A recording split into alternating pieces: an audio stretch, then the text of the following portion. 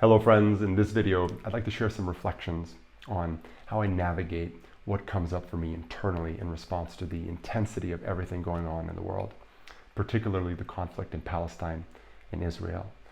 Personally, I've been deeply impacted by the media coverage, by the intensity of the polarization. Almost every public figure that has shared something on social media has hundreds, if not thousands, of comments that are praising their post, and then an equal number that are condemning their post. How do we operate in a world of so much division, and how do we respond in a way that doesn't contribute to that division?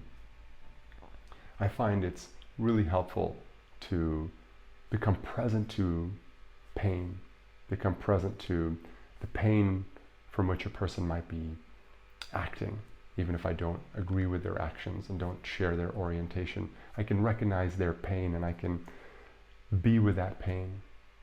And that fundamentally changes my whole orientation to a situation. And when I use this word pain, I mean it very broadly. There are the subtle dimensions of pain, of deep-rooted insecurity and fear, anxiety.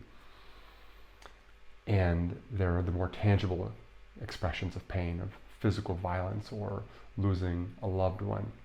Pain is pain, and no human being wants to experience pain, and we all struggle to avoid pain. And some of us are better at that than others, but it's very hard to judge a person for their pain. You can judge their actions, but when you truly become present to the reality of another's pain, whether it's subtle pain or a more acute and visible form of pain, it's very hard to judge that, whether the person is on the ground in the zone of conflict or whether they're tearing down posters on the streets of New York City or showing up for a demonstration that you don't agree with. Recognizing another person's pain creates a space of compassion and understanding. And for me personally, that starts with really recognizing my own pain and connecting with it, which in my practice happens through meditation, really creating time and space for myself to connect with the deeper layers of my human experience, to notice what are those territories of discomfort, what are my deepest needs that I might feel are not being met. And those needs not being met, that's pain. That's pain. And many of us, when we go deep enough, have needs that are not being met. You know, we might add labels to this like patriarchy or toxic masculinity or toxic femininity or whatever, but ultimately all of that lands in this territory of needs that aren't being met, pain that isn't being acknowledged. And when we don't acknowledge and take responsibility for our pain, that expresses itself in destructive ways. And that part of it is our responsibility, but recognizing the pain of another person in the face of whatever actions they might be taking, for me personally, makes it much easier to have a deep-rooted compassion for that person.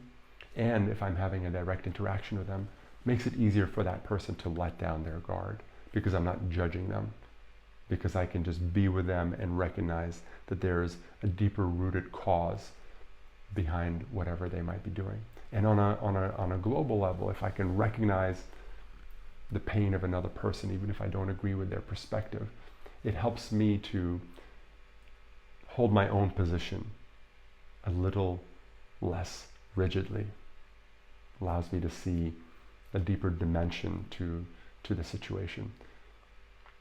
A few years ago, I was working in a community where there was a major rupture, and there were people on both sides of an issue that had a lot of trouble communicating. And we invited them into an embodied practice to use their bodies to somehow communicate what they were experiencing and what they were feeling. And this exercise was so profound because it allowed people to share something with their bodies that otherwise they would have had trouble articulating with words, and it allowed the people on the other side to witness that, to be with that, to be with something that otherwise they would have had trouble receiving because their minds would have created intellectual defenses for what was coming at them. And for me, this was so profound in the way that it illustrated how important it is to both communicate and witness pain at a deep level in order to create space for transformation. Because when that pain can truly be witnessed and acknowledged, when I can meet you at the level of your pain and you can meet me at the level of my pain, then there is a natural safety that emerges there. And while we may not have the same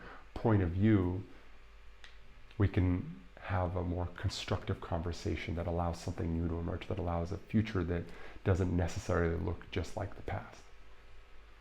And everything going on in the world right now, with all of the irreconcilable differences that we are facing, we need a fundamentally new way of communicating with each other, of finding common ground, of finding common humanity at this space of, possibly at the space of pain, which is so common to every human being on the planet.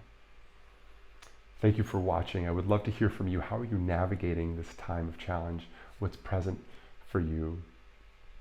Please share your comments below, and so much love.